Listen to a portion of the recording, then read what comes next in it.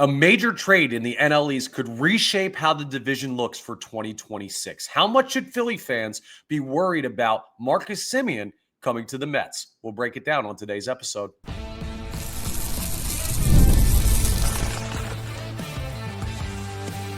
You are Locked On Phillies, your daily Philadelphia Phillies podcast. Part of the Locked On Podcast Network, your team every day.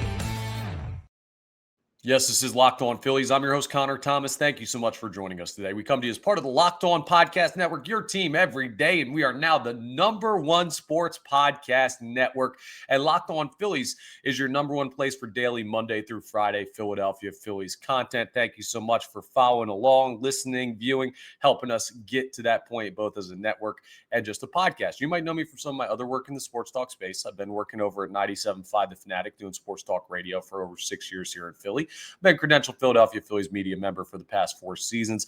And this is now my 4th year as the host of Locked On Phillies. Today's episode is brought to you by Game Time. And if you download the Game Time app, create an account, and use code LOCKEDONMLB, you'll get $20 off your first purchase. We got a big offseason move. And no, it's not the Phillies. The Mets swap Brandon Nimmo for Marcus Semien. A very interesting trade that is the first shot fired in what could become a potential arms race in the NL East this offseason. How worried should Phillies fans be about it? And what does it set up for the division rival Mets for this offseason? We're going to look at it from the Phillies' perspective to lead off today's episode. A little bit later, we're going to talk about something interesting with the Rule 5 draft protection deadline. Griff McGarry was not protected, and he had a really darn good year this past year. Is he in danger of being picked up? And if so, why did the Phillies leave him out there? What's his plan going forward? Or what's the plan for him, I should say? And then we wrap up, since it is Monday, with a Mailbag Monday excellent question from one of our listeners on just a fun hypothetical for an expansion draft. You're going to want to hear it. But let's start with the details of this trade between the Mets and the Texas Rangers. Marcus Semien comes to the NL East, and just a clean swap, Nimmo for Semien.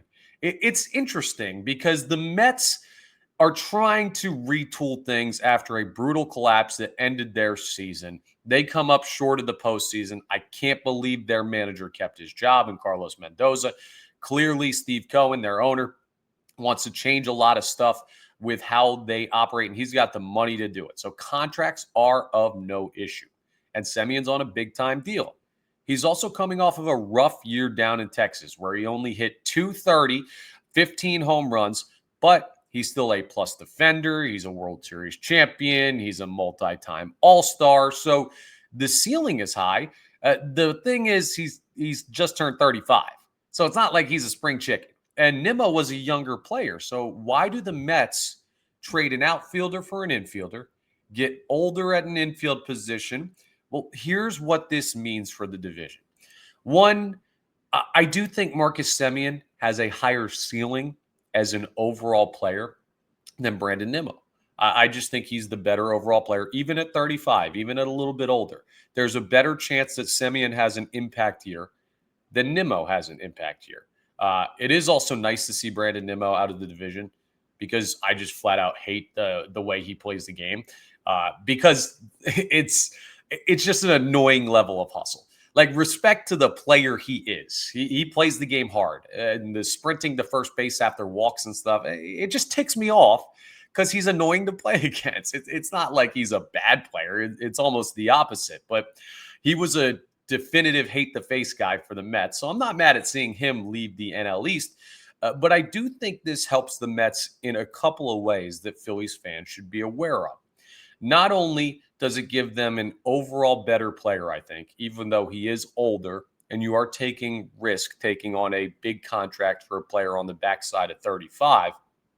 But now the Mets open up the outfield because you just cleared an outfield spot and translated that to an infield player. Second base is locked down. Francisco Lindor has his new middle infield mate in Marcus Semien. And now you can look at some big-time free agents in the outfield if you're the Mets. Cody Bellinger, who played across town in New York. Kyle Tucker, who's one of the biggest names in free agency this year. Steve Cohen's not afraid to spend money. If there's anybody in baseball that's going to spend with the Los Angeles Dodgers, it's the owner of the Mets. And that's not a good thing for Phillies fans because some of the biggest name free agents available this offseason are outfielders. Those two names I just listed, they're game-changing talents. And if the Mets go out and get one of those guys, in addition to translating Brandon Nimmo into Marcus Semien, that's a better team offensively. Now, Pete Alonso being a free agent, not knowing what his future holds, if he leaves the division and is no longer a Met, well, that changes things. And then it may be a break-even offseason because Pete Alonso was arguably the best player on that team this past year. He was amazing for a lot of the season for the New York Mets. So I'm hoping that he ends up somewhere else and that essentially it's just reshuffling on the Mets and not adding more talent when you compare them to this year's team. But this is a setup move. It's got to be for the Mets. Why else would you swap a younger outfielder for an older infielder unless you had big plans for the outfield market in free agency?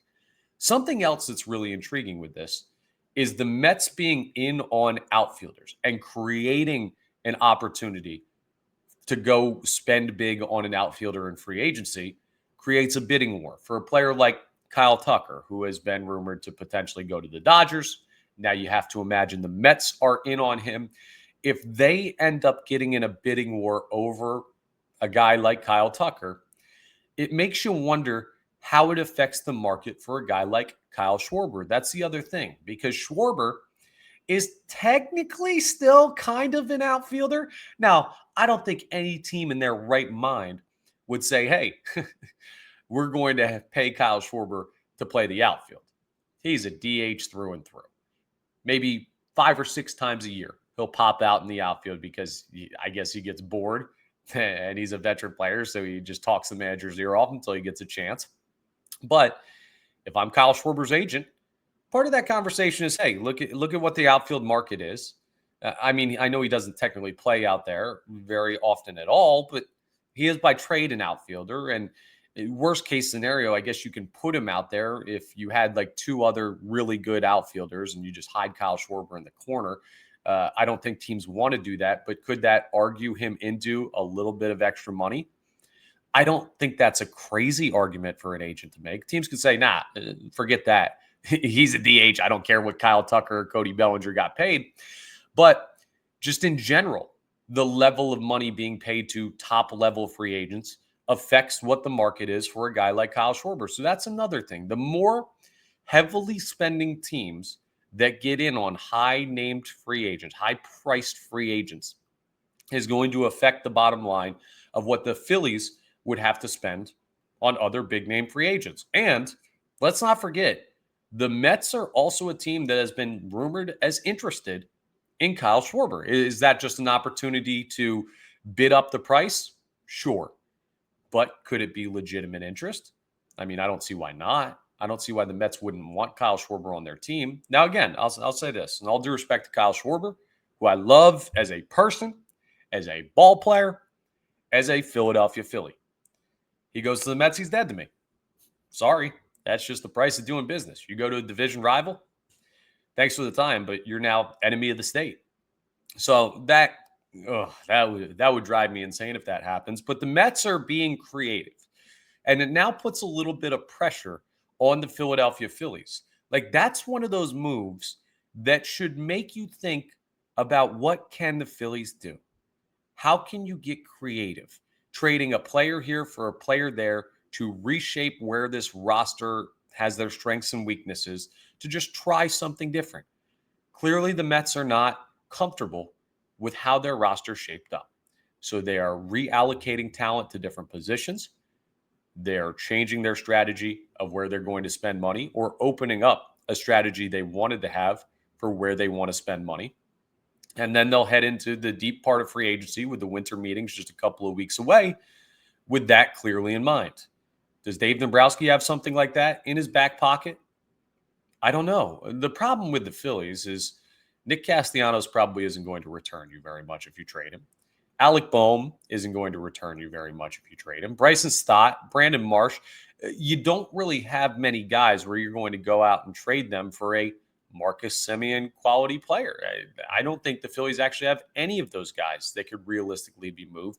So the Phillies scenario, if they were to make a interesting, creative trade like this, would be more guy for prospect. Hole opens up where the guy used to play at the major league level. Prospect is just kind of a consolation prize, and then you spend to replace. It would not be like a true one-for-one swap for a major league player. I don't really see that as a realistic option unless you were to move, I don't know, maybe a team believes in a little bit in Brandon Marsh as a corner outfielder, and you get you get a right-handed fourth outfielder caliber player, and they fill that role as like a platoon guy. But even that it doesn't feel sexy enough, It's not to the level of what the Mets just did. And I'm not saying, well, the Mets just jumped the Phillies, but it's an example of a creative move that opens up more opportunities. It's something Dave Dombrowski should totally take note of. And it's something that Phillies fans should take note of because the Mets are gearing up for a big swing at some big names. And you're going to have to keep pace. You got a lot of big name free agents out there, especially a couple from your team this past year that need to be taken care of. And this just ups the need for Dave Dombrowski to crush this offseason to the best of his ability, even though I still believe he's caught in between a rock and a hard place with the Phillies' current contract situation. So the first shot has been fired in the National League East arms race, and we will see if the Phillies have a response. But coming up next, we're going to take a look at the minors because I talked to you about Andrew Painter being placed on the 40-man roster. A big part of that was protecting him from Rule 5 draft eligibility, so no other team steals him. But Griff McGarry was not. And Griff McGarry, the top pick, former top pick, prep righty, just like Painter, just like Abel, well, he's now available to be drafted in the Rule 5 draft. Why did the Phillies let him sit out there? We'll discuss that as we continue today's episode. Let's talk about FanDuel first, though, because the NBA is rolling right along, and there's no better place to get in on the action than FanDuel, the official sports betting partner of the NBA. Even if you miss the start of the game or you want to ride the hot hand, FanDuel has live bets on everything from who's going to score next to fourth quarter comebacks. Plus, you can even combine your live bets into a same-game parlay for a shot at a bigger payout. It keeps every game exciting, especially when your team's making that late push. And there's a lot of great information out there. You're a smart sports fan, right? That's why you're listening to Locked On Phillies. Let me give you a fun NBA nugget.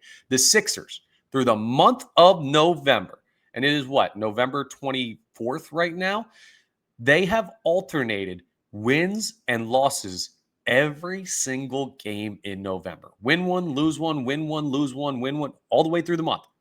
They lost their last game. They play tomorrow night.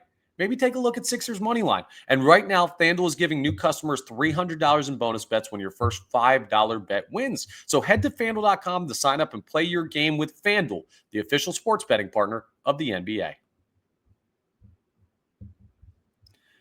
Let's talk a little bit about Griff McGarry, who hasn't been mentioned much on the podcast lately.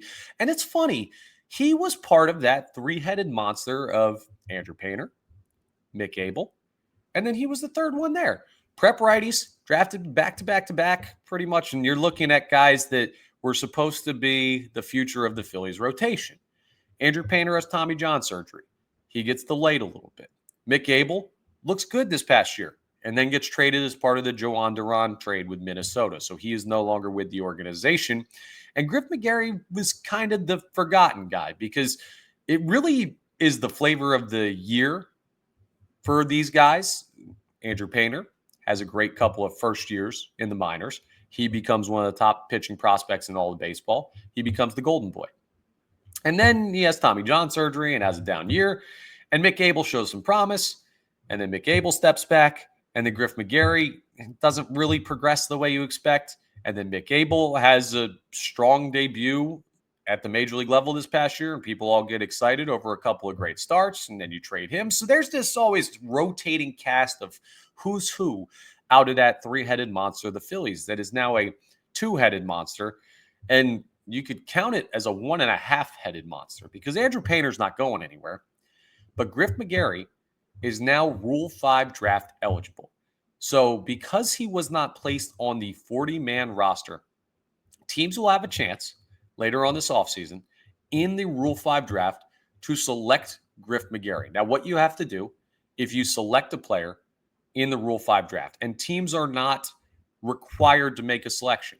You can just say, no, I'm good. We're not picking anybody up, because the weird thing about the Rule 5 draft is if you are selected by another team, you would have to be placed on the 40-man roster. So let's say San Diego Padres want Griff McGarry. He would have to be on the 40-man roster. If they don't have spots, they would have to move someone off the 40-man roster. So there's a lot of roster implications for selecting a player in the 40-man. But it's weird to me that McGarry was not protected because he had a really strong year. He went out and posted a 3.44 ERA this season, 83 2/3 innings. So he threw a bunch. He won the Phil's top award for minor league pitchers. He was the best pitcher in the minors for the Phillies, according to the awards that the organization hands out. And then you take that guy and you don't put him on the 40-man roster, which is basically saying, yeah, you're our top minor league pitcher this year, but we'll let another team take you if they want. That's strange to me. Now, maybe this is something that the Phillies just understand about the landscape of baseball, because last year Griff McGarry was not protected and he went undrafted. And you don't always see guys. It's not like you're going to see 500 players selected in the Rule 5 draft. Like, it's minimal. A good amount of teams will forego their selections and just say, we're good with our 40-man as is. We're not going to poach any of these guys.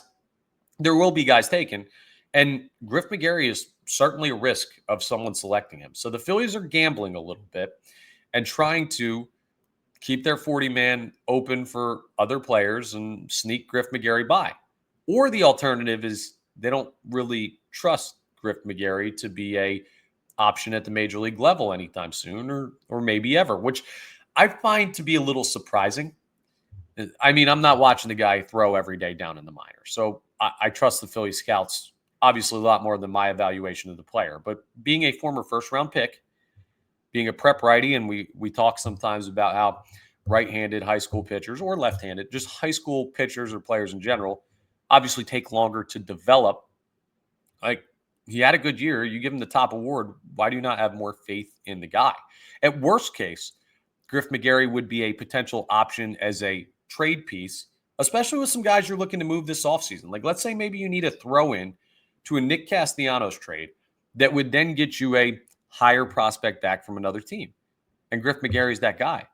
I'd like to still have him as a piece to use. Like, I think he's a valuable option to have as part of your organization, but maybe there's just not as much belief league-wide or organizationally wide for the Phillies in Griff McGarry. I would like to see what the guy has, because frankly, we're at a point where the Phillies rotation, the makeup of the rotation is right on the cusp of changing. Think about this. And we've touched on this a little bit, of how the Phillies could sneaky need right-handed pitching at some point in the very near future. But Christopher Sanchez is here for the long haul. I would love to see the Phillies lock down Jesus Luzardo, but he's not locked down yet. Zach Wheeler is going to be done in 2 years, whether he's healthy or not. He's already said he wants to retire after the 2020 season when his contract's up. So that's one guy gone. God only knows what Aaron Nola is. Andrew Painter, rough year at AAA. He's going to get an opportunity at the major league level this coming season. We'll see.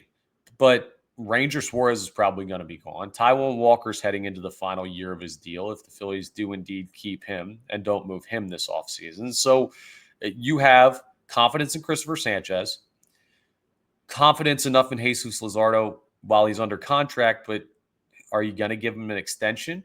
I think you got to see another year and make sure he remains healthy and see what you get in his second season in Philadelphia before you make that call. I don't know that the Phillies saw enough this year in just one season with the injury and durability concerns that he's had throughout his career to say, okay, we're going to give you a long-term lucrative deal. Maybe they should be ahead of that, but we'll see. And then the Nola Wheeler dynamic is just, they're old, man. Wheeler's going to retire soon, and Nola maybe should retire soon. I don't know. Maybe that's unfair, but after this season, raise your hand if you have faith in Aaron Nola for the remainder of his long contract. Yeah, look around right now. See how many hands are raised. Mine isn't up. So I don't know. Maybe Griff McGarry would be a valuable piece to try as the future of the Phillies rotation. In 3 years, Christopher Sanchez is here. Andrew Painter is here, and God only knows what he is.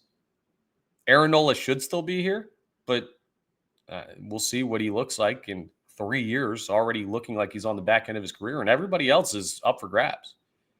You need more arms to fill out that rotation, and Griff McGarry is probably the only legitimate guy in the organization now that Mick Abel got traded that you could look at as a former top pick that could come up, but I don't know.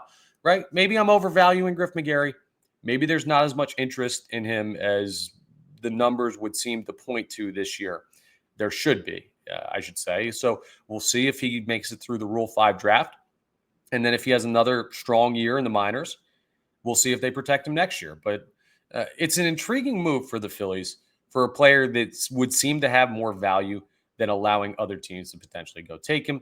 Maybe the other thing, though, to remember, with the whole unique part of the Rule 5 draft, you got to put that player on the 40-man roster. Maybe other teams would like Griff McGarry, but he's not close enough that you would put him on the 40-man roster right now. And maybe that's why the Phillies feel comfortable in leaving him unprotected. But something to keep an eye on, because I would be disappointed if he leaves the organization via the Rule 5 draft. It's not a huge deal, but it's these little things that could end up looking like big things in a couple of years if the rotation gets a little weaker. Coming up next, it's Mailbag Monday, and we have a great question from a listener on X and a really interesting hypothetical scenario. If there was an expansion draft, who do the Phillies protect on their 40-man roster? We're talking a lot of 40-man roster today, but it's intriguing, and there are some names that are going to get left off that'll surprise you. I'll give you my picks for who they protect as we continue today's episode. Let's talk about game time first, though, because the NFL season, wow, we're getting into the good stuff. And honestly, there's nothing better than being in the stadium surrounded by fans cheering on your team. But let's be honest, getting tickets can be a hassle. Between queues, login screens, and prices jumping at checkout, it's frustrating. That's why I use Game Time. It's the app that gives the advantage back to the fans. Game Time is fast. Game Time is easy. And it's backed by the Game Time guarantee, which means you're always going to get 100% authentic tickets delivered on time and at the best price. Plus, all fees are included, so the price you see is the price you're going to pay. It is stressful enough to be a Philadelphia Eagles fan right now. Blowing a 21-point lead to the Dallas Cowboys will have you ripping your hair out. And if you went through a stressful process to get tickets to go to one of these Eagles games, you might be bald by the end of the game. You don't want to do that. The stress, leave it up to the Eagles. Don't have it when you're buying your tickets. That's why Game Time is the best. Black Friday game. Birds, Bears. 2 8-3 teams. A really important matchup. And, hey, maybe you just want to go so that you can boo Kevin Patullo and the Eagles offense. Whatever reason you want to get in the building, the number one way to do it is with Game Time. So download the Game Time app, create an account, and use code LOCKEDONMLB for $20 off your first purchase. Terms apply. Again, that's promo code LOCKEDONMLB for $20 off. Swipe, tap, ticket, go, and download Game Time today. So we have Mailbag Monday every Monday, and I appreciate the questions always. And we have a great listener sent in question from Shake and Bake on X that we're going to get to in a second. And Shake and Bake tweets at us and listens, so I appreciate you. I don't know your real name, but thank you. You know who you are. And if you want to be part of our Everydayers Club like Shake and Bake, make sure that you're hitting that subscribe button on the YouTube. That'll get you notifications when new episodes are posted. So if you're watching the show on YouTube and you hit that, it'll be in your algorithm. You'll know when new episodes are up, so you never miss any of our great content. And if you can't watch, but you want to listen, we're available wherever you get your podcasts. Locked On Phillies, you can find us anywhere.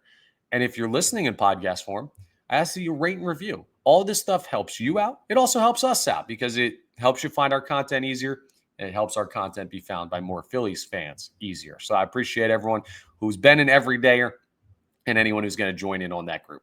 So here's the question from Shake and Bake 801 to be specific on X for Mailbag Monday. It's such a good question. It's taken over the entire segment here. But if there was an expansion draft, who would be the 15 players that the Phillies would protect on the current 40-man roster?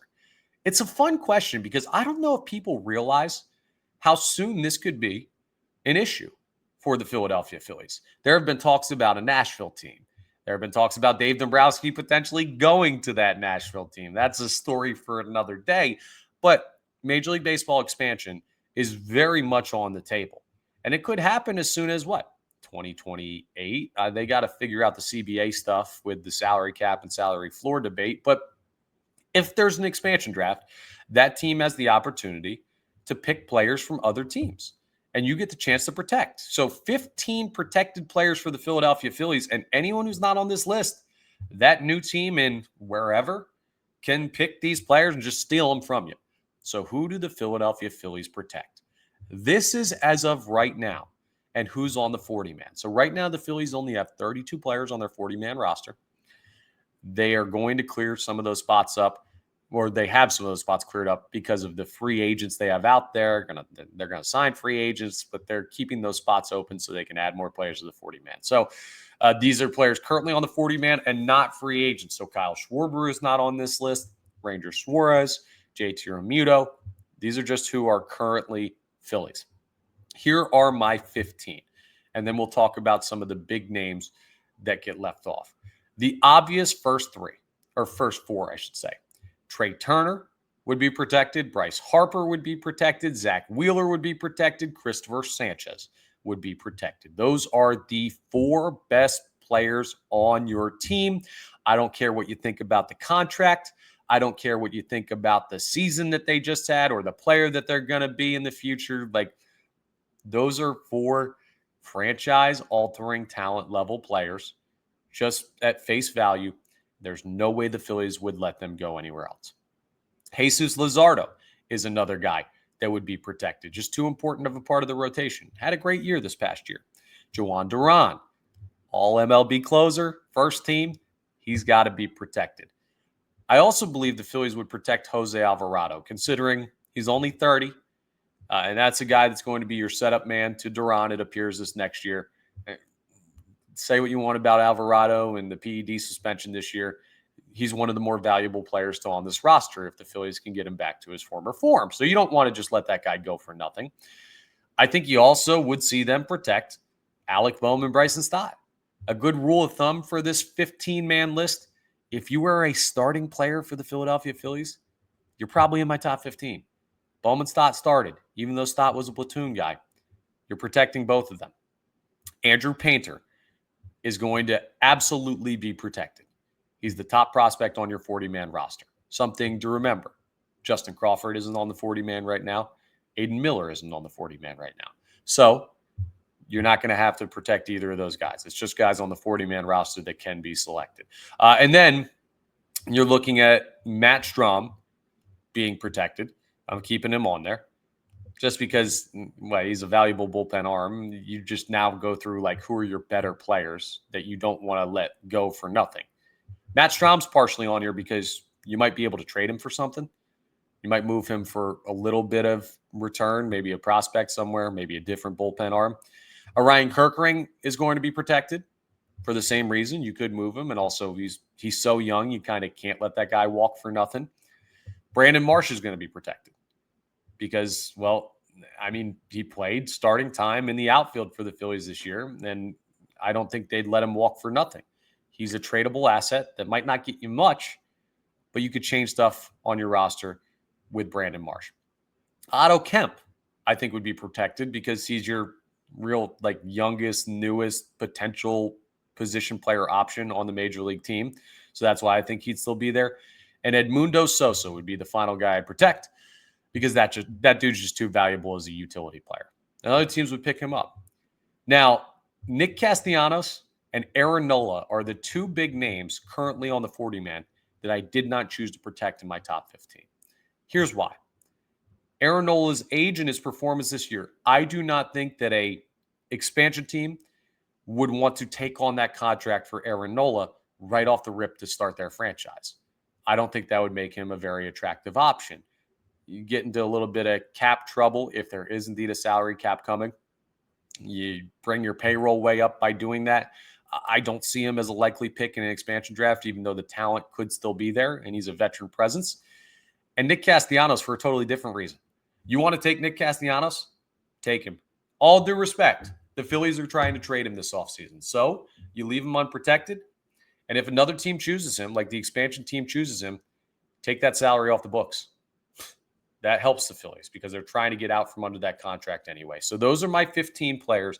You can let me know if I missed anybody. If you disagree with the Nick Castellanos and Aaron Nola being left off comments, if there's anybody I put on that shouldn't be on, I would love to hear your thoughts on that. But a great question from Shake and Bake there in our Mailbag Monday, and something that may be a need for the Phillies to figure out sooner rather than later. That's all for today's episode. Thank you so much for joining us again. Once again, we're part of the Locked On Podcast Network, your team every day, and now the #1 sports podcast network. Please make sure you're rating, reviewing, subscribing to the YouTube, all that great stuff that really helps us out. And I'll talk to you tomorrow on our next episode.